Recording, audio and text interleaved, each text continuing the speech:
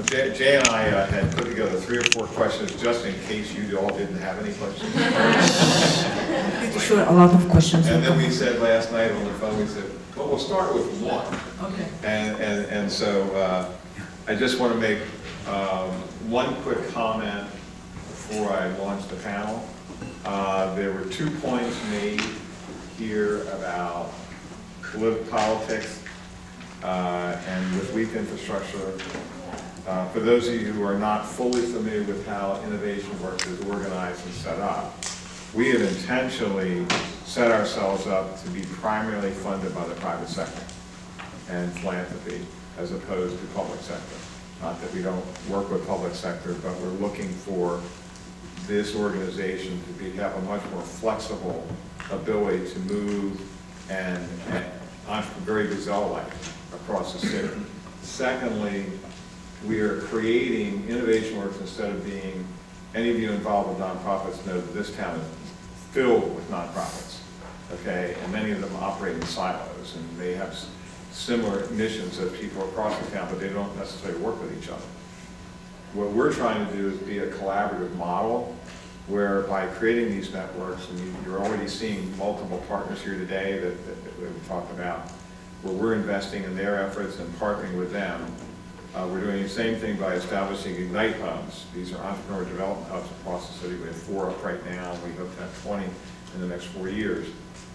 That's to create a citywide network in addition to all the entrepreneurs we take through the Boost programs each year to have a number of ideas coming up from a variety of places across the city that then form several common themes that we can then move forward on with some critical mass and do that with our partners and everybody together so that we're intentionally structuring innovation work to create that social capital network that builds a broader base of support. So if an idea that's going to benefit Sandtown, Winchester also is an idea to help 3 other places, we are already building up the networks and stuff to affect that, so Sandtown doesn't have to build that structure all by itself, okay, or another neighborhood. So it's a very collaborative model we're trying to build to meet where we are right now in terms of a leadership structure or lack thereof in the city.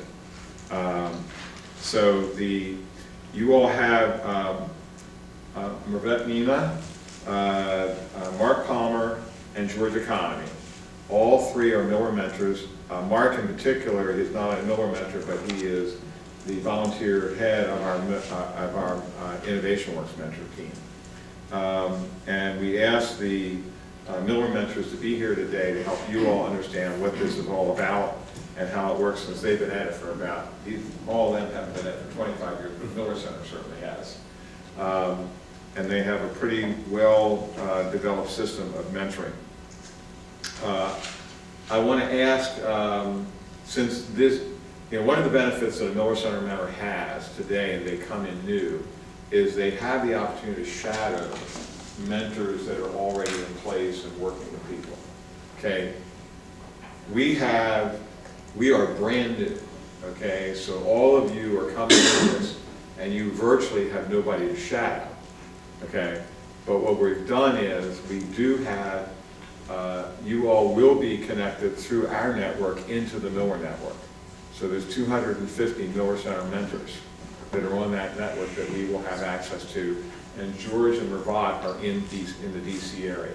So they're close, and we can attach ourselves to them and pull them in, and both Mervat and George will actually be at the Boost program June 18th through 20th, helping us and teaching us how to do the mentor thing. So the first question I have, since everybody here except the Miller team is new to this, what expectations, experiences, or surprises can you share with our new executive members about your first Miller Center mentor assignment? What were your fears and trepidations going in, and what have you learned from that process, and why are you sticking to it? Who wants to? Sure, you can start. Sure, I can start.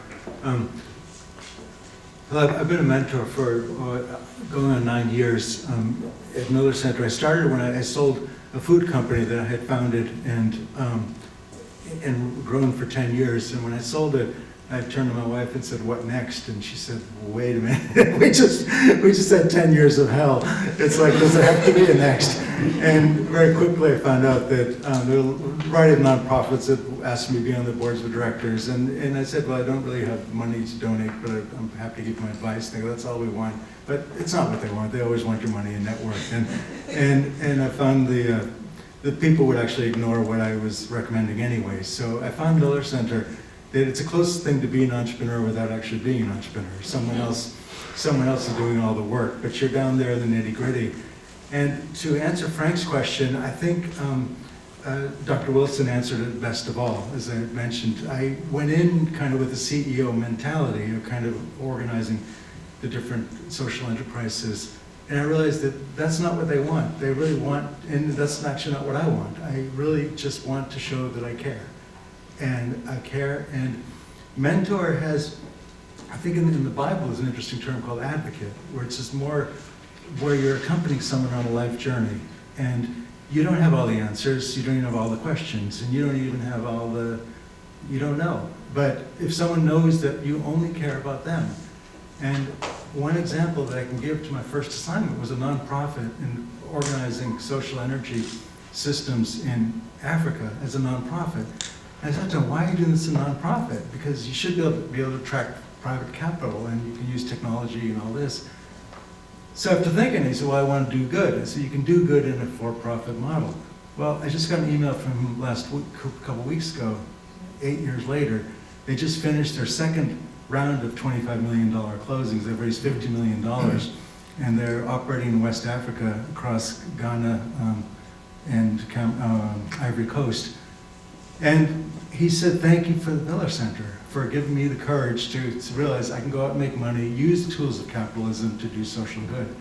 And that is the best value that I think we can have is, and I'm working with poor people in DC right now trying to build an entrepreneurial ecosystem. And we've just started a program with the city of DC has started a program where they're developing an ecosystem for returning citizens.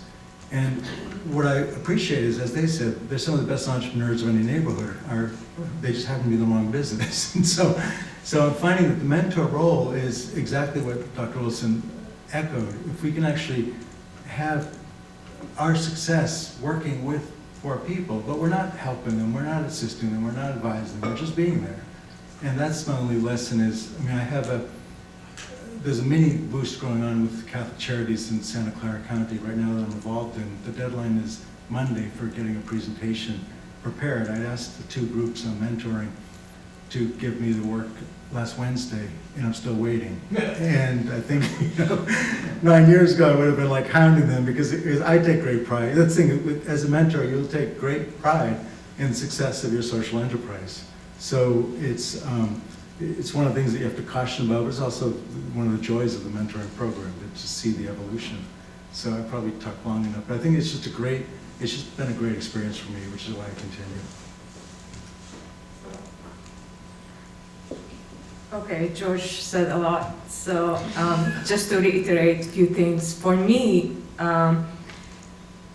my expectations out of the mentorship program was basically, I initially thought I just want to add value.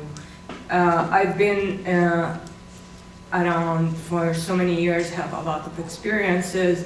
If I could help with some of my experiences for these entrepreneurs just to get one step ahead or help them in any way I can, then that's exactly what I came into the program.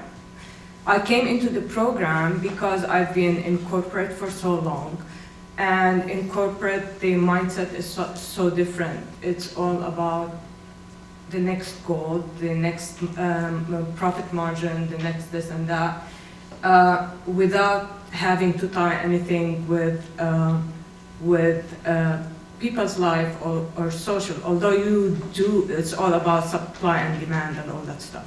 So for me, it's like, also from my background, I wanted just to give back in some ways without having to expect anything back. But I learned through mentorship, I learned that I'm actually getting a lot more back, because with each social entrepreneur, I am learning a lot more about different problems in the world, about creative solutions in the that these people are coming up with a lot of great creative solutions, and you're just trying to help them help people.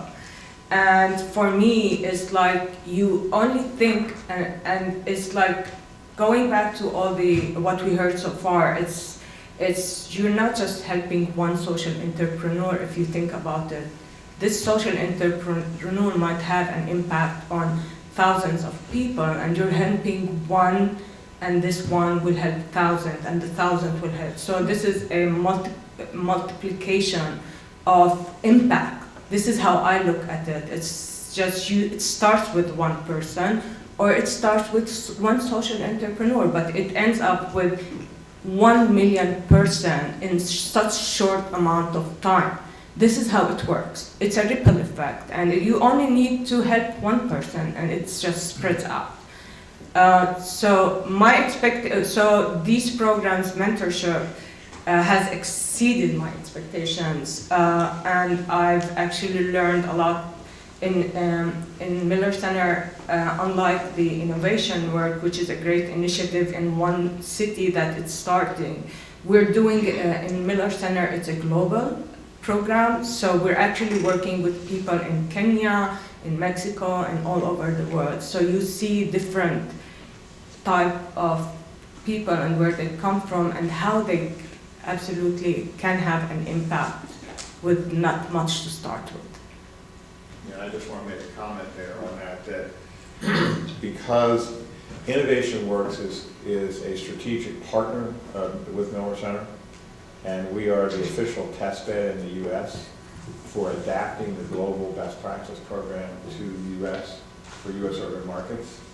And so you all, as you develop into Innovation Works mentors, will all, because you're going to be on the network, on the Miller Center network, you will also have the opportunity, if you choose, to participate in the global mentoring opportunities that you get if you want to get exposure into that world.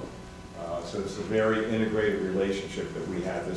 And actually the Santa Clara program that George mentioned, I've been involved with, and we're actually with Catholic Charities in Santa Clara, Catholic Charities in Baltimore, and Innovation Works in Miller Center are going to the National Catholic Charities meeting in Albuquerque, New Mexico in September to present this new urban model partnered between Innovation Works and Miller Center to all the National Catholic Charities organizations in the United States. And one of the eventual goals of Innovation Works is to use this as a model that can be replicated, that we develop here that can be replicated, and build again that social innovation thought capital right here as the headquarters of the U.S. Mark. Well, Frank talked a little bit about the idea that one of the things that Miller Center does is it allows sort of new mentors to shadow more senior, more experienced mentors. And I'm sort of one of those shadows, I guess. I actually started at working as a mentor in the Miller Center program at the beginning of this year. I've been 20 years with Catholic Relief Services, and we've had historically a significant relationship with the Miller Center, believe it or not, primarily focusing on the potential opportunity to use the Miller Center's capabilities and skills and resources to help the local church in the developing world, primarily in sub-Saharan Africa, think about how its social mission work could ultimately be accomplished, perhaps even more successfully or more sustainably, as social enterprise. And literally, we've organized with groups of religious women and priests and bishops, et cetera, training activities using the resources of the Miller Center. But back to the shadow.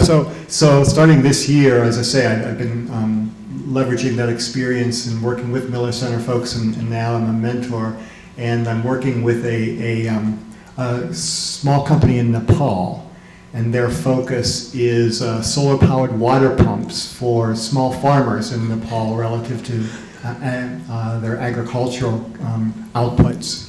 And one of my concerns in going into all of this was the degree to which, is it likely that we would lose track of the nature of the impact, that, the focus in terms of the enterprise and the success of the enterprise, profitability, the business model, et cetera, et cetera. And I certainly, in this first time through, really have been so highly impressed with how, in fact, certainly my exposure to Miller Center is that, that idea of social impact is so fundamental and so basic to what the whole focus and the objectives are. So the idea of working with this organization and strengthening its capabilities and really thinking about how it has an opportunity to scale, to greatly expand and work with so many more farmers in Nepal, is all driven by the idea of how large that social impact can be, and just a significant focus on the nature of household income and success of those farmers in terms of being able to participate with this organization and use those systems to improve their local output. So I'd say that was for me the most interesting and enlightening thing in my first cycle through was that idea that that aspect of focus on social impact is the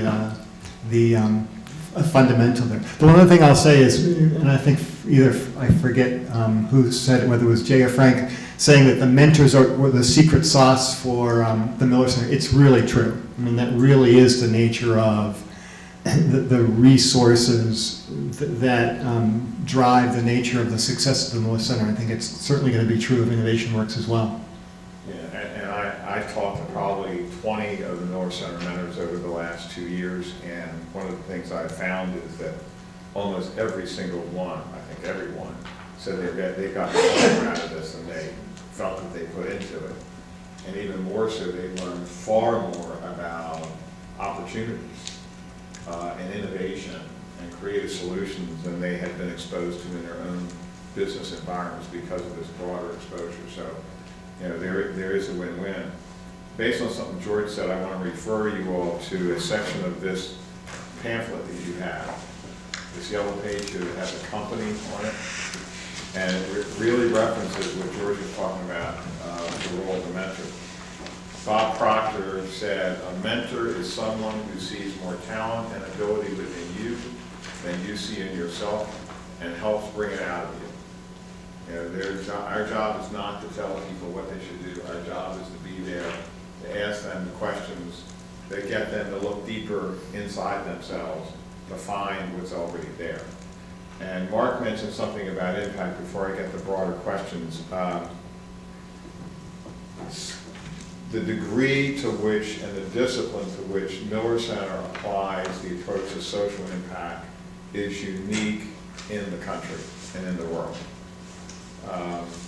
I want the mentors to talk about, those of you who are maybe provide, and George talk a little bit about how important this social impact model is, because in the Miller model, you first, as a mentor, you're going to learn how to look at an idea and say, before you even develop a business plan, what is the social impact plan? Can it be measured? How many people can be served by this? Who's going to benefit from this? Because unlike launching an individual enterprise that has, I'm going after 1,000 customers, we're looking at social enterprises saying, if we're creating a social enterprise around a chronic disease or one around food deserts or whatever it might, or transportation, how many thousands or hundreds or tens of thousands of people can this solution actually impact? And where is the earned revenue model around that? And can this go to scale, or is it just, and it's fine to be local and regional, but where does it impact? So why don't you all talk about how that becomes such a strong centering piece of the whole model that we're going to do here? So, I can start. I just want to reiterate one thing that Frank has said. Being a mentor is not about telling the social entrepreneurs how to do things or how to run their business. Being a mentor, I learned, is about providing tools for those SEs to help them out think on their own how they want to build their business. A lot of the social entrepreneurs usually come and start their business based on something that they're very passionate about. They know that they want it to work, they know how it's going to work, they don't know how to get from point A to point B. So our role really is to help them think through the process. Having said that, the Miller program, again, has been in place for many, many years, and it's been improving over the last 25 years.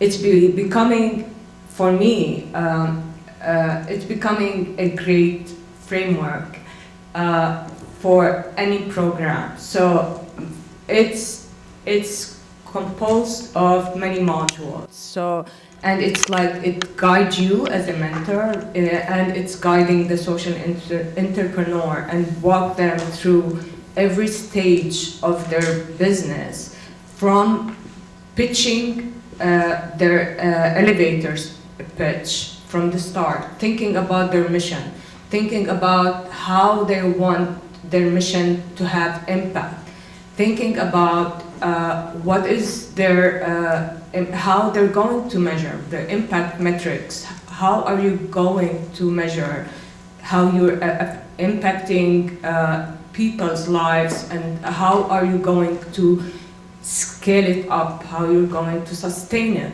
all that. So it walks you through what's your, basically your mission, what's your vision, what's your strategic initiative, what is the most important thing that you want to work and build on. How are you doing currently your operations? Are you looking past 3 months? Are you projecting how things are going to go? What processes are in place? How are you going to sustain your processes? Thinking about hiring, human resources is a big thing, human resource plan. Who are the most key people to have? Do you have a board who's helping you? Do you have an advisory board that's helping you? And then do you have a financial model that is there in place that is going to tie everything together? Your business model, your impact metrics, your initiatives, strategic initiatives, your customer acquisitions, all that needs to be tied, and then the financial model needs to actually make sense. Financial model needs to be tied to your story. That's how they basically become successful. But the great thing about the framework that we have, it's just there for us. There's a lot of resources that were provided beside the modules. And you, in this group, as mentors, it should be the same, because I'm pretty sure one of you is more experienced in finance, a different person is more experienced in operational. And during our program, I'm in the accelerator program, which is a 9 months program.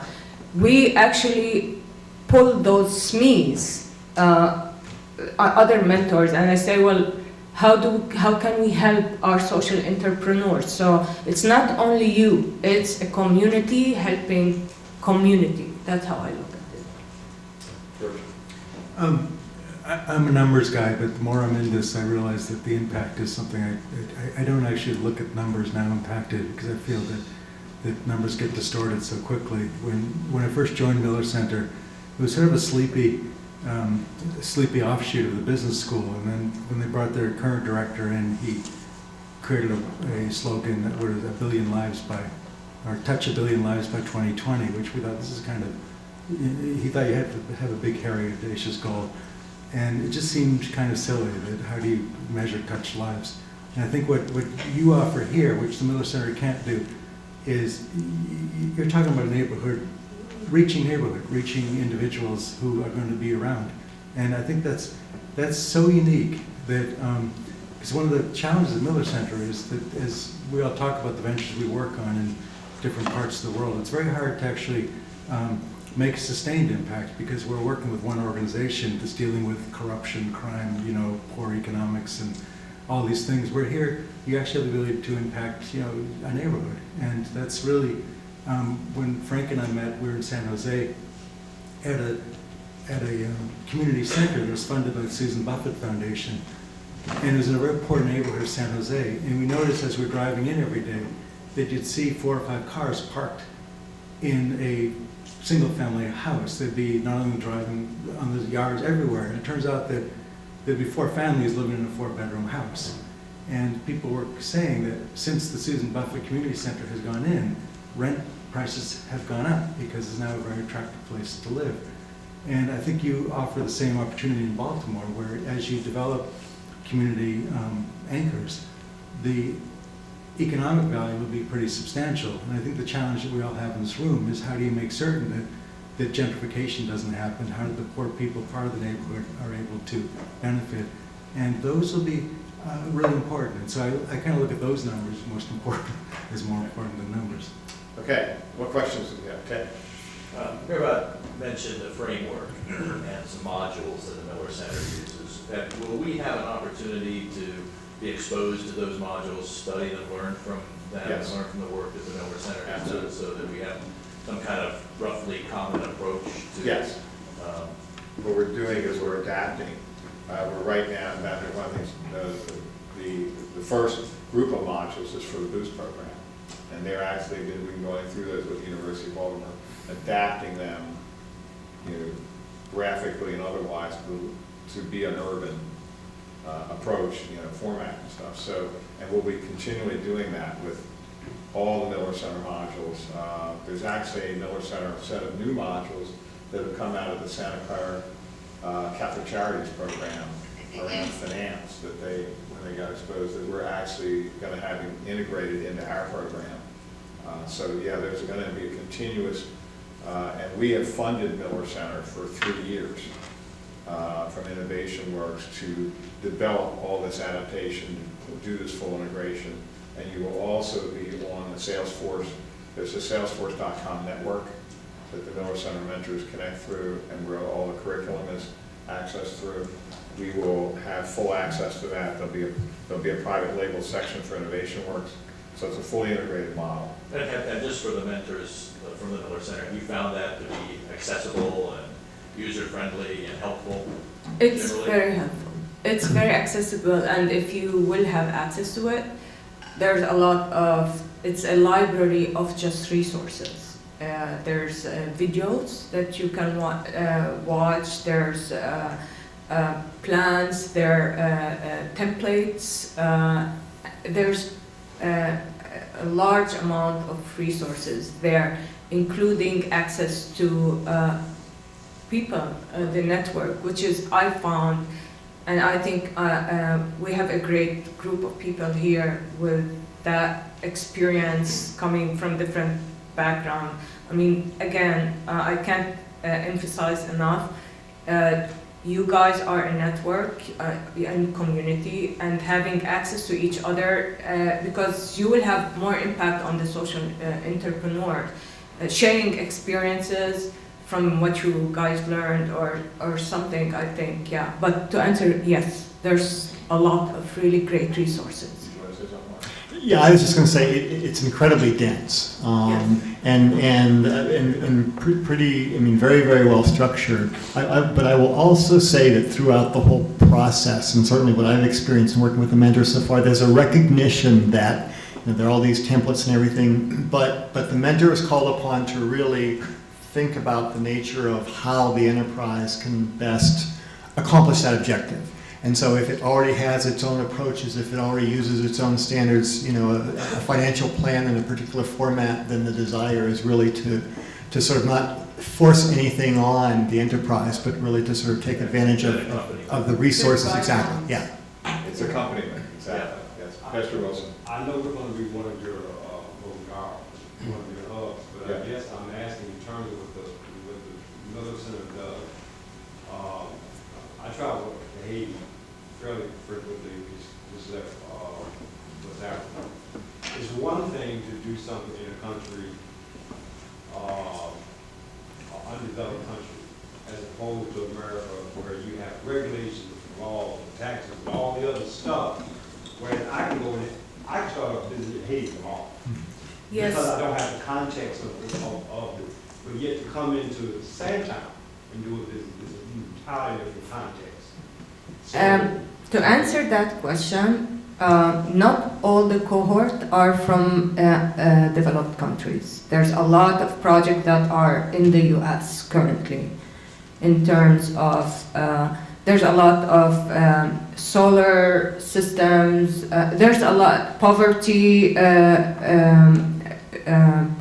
projects going on in the US. There's cleaning water and make it accessible. So there's a lot of projects going on in the US as well. I'm not sure, what was your, did you have a well, question? because those are large projects again. You know, it's one thing to have a large project, but in terms of a community like a Park Heights, like a Sandtown, like a Howard Park, where you have these great entrepreneurs that have great ideas that do need mentorship, you know, they aren't necessarily trying to necessarily change the entire community overnight. No, absolutely not. That's the So- point. You cannot change overnight. Right, so there has to be, and yet, I guess I'm saying the context is different in terms of their start point, their data points, and everything else in terms of what constitutes success. So that's where, so for me, the success factor is a combination of things. So you have resources for you, including anything you need, and then you have the mentor's experience. All of you are in Baltimore City, correct? So you've all have touched on things around in your own community. So you can drag out of your professional neighborhood experience and be having helps those social entrepreneurs to have more impact. That's why you guys are here, correct? So a great example, I think what Leona is doing for me is a great example to the community. What I'm trying to say is your knowledge and experience are transferable.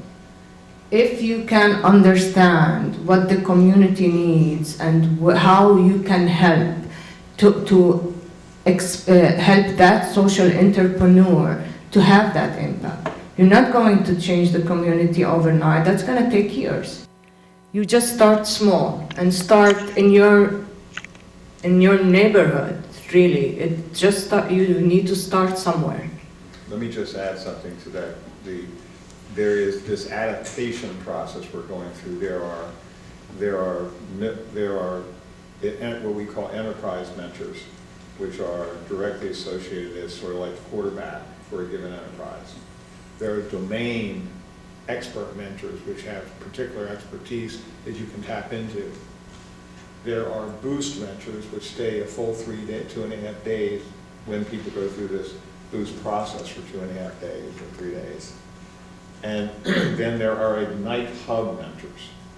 And the Create You at New Song is an Ignite Hub and will be assigned Ignite mentors similar to that will actually work directly with you all in your community to identify what is needed, how they function, how they operate. One of the reasons Miller So Center. it'll be tailored. Pardon? It's the tailoring that I'm concerned. Yeah, it's the and every Ignite Hub is going to be individually tailored with the help of the community to that area. And one of the reasons Miller Center has formed a strategic partnership with us is to take the lessons we learn here and integrate them into new modules that apply to urban neighborhoods. Yeah. Okay, so there's a real strategic approach here that's saying, you know, Miller needs to learn just like we need to learn. In different ways. And there's so much in parallel. Like there's one of the project that's going on, even if it's in developing country in South Africa. It's about this organization. They are trying to provide micro grants for women. They're trying to empower women in the villages. So what they do is they give them a little bit of money for them to start their own business, whatever that business is. And from so this organization, they started with 10 women. Now the whole village, all women in the village are working. So I see parallel in there. The problem is engaging, again, engaging the whole community. And what I've noticed, that's why we call it social impact, it's very contagious. So when someone see that this organization is helping the little community and they're having, it spreads much faster than you think. Other questions? This is hard to imagine. It's an Opportunity International. Pardon? Microfinance. I just was wondering the name of the microfinance organization. Do you know what the name of the finance organization is? No, I don't. I can get it for you. No, I just wondered if it happened to be. Yeah, because, yeah. David? I was just wondering if you had any suggestions with communication. It seems like there's a lot of intercultural communication, whether it's international or even here, including urban areas. What would you recommend as far as how to communicate with The social entrepreneurs. just practical tips, different languages, keeping it simple, or even technology? How do you Are you asking about communicating, the channels of communication, or how to communicate with? How do you approach it? Sounds like you're mostly listening. So one thing we learned is like, I learned, I don't know about George, but is you never come into a social as a mentor, like I am here to mentor you. That's never, ever. You're there just to support them and be part of their team. So you come with them and you don't even tell them you need to do this like that. You just ask them question and you say, so why do you think you're doing this like that? So you should, and this is the first thing we do in the first couple of weeks.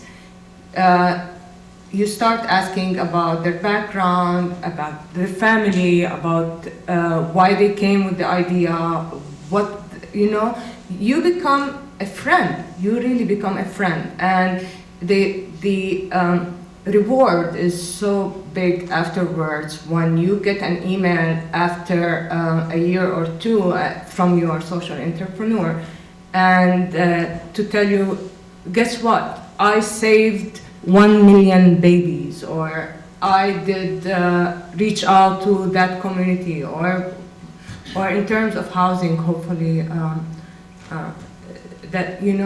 that's, so you communicate with them as being part of their team, as being part of the family type of thing. I think just practically, we use the Zoom technology platform, which is actually great. I don't know how you plan to communicate, but it just allows you to record sessions, to kind of show video and then have a number of people. And then generally, I'm not certain what the impact, I'm not certain how the program is planned after the boost, because with different, like currently with the Catholic Charity Short Program, we're meeting with them every 2 weeks for about an hour. And normally as a mentor, I meet once a week during a particular period of time for an hour. And I say, I don't know, like sometimes the boost is just a 3-day program and that's it, or then there's ongoing mentorship. Yeah, and I think the ongoing mentorships, the fact that you're here, I think the ability to have a face-to-face periodically with intervening, Zoom is really great because you have to see someone's face and you kind of develop a relationship, but then otherwise phone call. But having, as I said, I tend to set targets that are never met, but it doesn't stop me from setting them. So. Jay's going to go over the platform and the things that will be available to you, so we can cover those. Okay. Yeah, so I have a question. You guys can let me know if it's appropriate for this panel, but just regarding social impacts versus ROI, IRR, some traditional measures, and specifically that and how we attract $100 million into some of these communities, especially when a lot of times investment, if that investment is coming in the form of investing in the enterprises within the Right. city, how does that tie together, right? Like, I know social impact, but what is the conversation around traditional business metrics of If you want to success start, and growth George, and and scale? I'll try to answer it from the. And I'll department give you an head's example, standpoint. a real example. I mean, for me, when I founded my company, I had one small investor, so allowed us to track it, and we provide a lot of great social impact and a 14% ROI over 10 years. And I was involved in a microfinance fund during the depths of 2009 crisis, where we had 11% return. So I'm actually, when I look at impact investing, I think sometimes, getting back to the Haiti analogy, I think a lot of good money has actually trashed basic capitalism, basic investment. And so for me, my threshold is 8 to 12%. I want to see an 8 to 12% return possibility. And then the first measure is, am I doing social impact? And then, am I getting a return?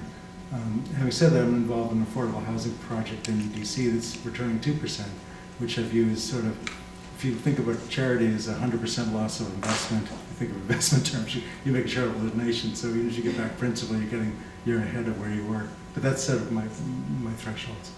From my, so we have to distinguish, this is a great question, by the way. Social entrepreneurs and having social impact has not, so I'm going to say a few statements before anyone jumps. Social impact and being a social entrepreneur who wants to have social impact does not mean you cannot have return on your investment. Social entrepreneurs can be non-profit, for-profit, a hybrid. This is how the models are usually. You could be a non-profit or profit. Also, return on investment does not have to be in capital. Return on investment could be how many people are you helping. That is a measure. So let me give you an example with a group I worked with last year. I come from a medical background, so I was helping an Indian company doing a medical device, which is a bracelet for newborn babies who die. India has a huge problem with newborn deaths. So this group came with a medical device, which is a watch, kind of. It looks like a watch. You put it on the newborn, and if their temperature changes, it drops a lot, it beeps. So this guy has a social impact. He wanted to save the babies from dying, correct? But he's also selling the bracelets. So he's having social impact, and he's having a return on his investment. And he's growing the company to go to all over the world. So he's going to sell this device to save more babies, and he's having a social impact, and he's having return on his investment. So they go hand in hand in many ways. According to my Apple iPhone, it's 12:01. So I just want to give you a direct answer because you were referring to the direct goals of Innovation Works. The $100 million in capital is for investing directly in the companies that have created Innovation Works in these neighborhoods. That is going to be facilitated by the creation of a social impact fund that we will be starting to design starting July 1. And we'll begin raising funds for in the new year. We expect that our social enterprises that get launched at the neighborhood level, whether they're scale or place-based, will have both a measurable ROI and a measurable social impact. Okay? And the idea is that if you can create a measurable social impact, let me take an example for you. We've had initial conversations with some people on the east side of Baltimore around neighborhoods that have 1,200 patients that have emphysema. And also have asthma. poor housing conditions, a whole bunch of stuff. The enterprise that we're working with is just getting city contracts to go improve buildings. We said, why are you just looking at that?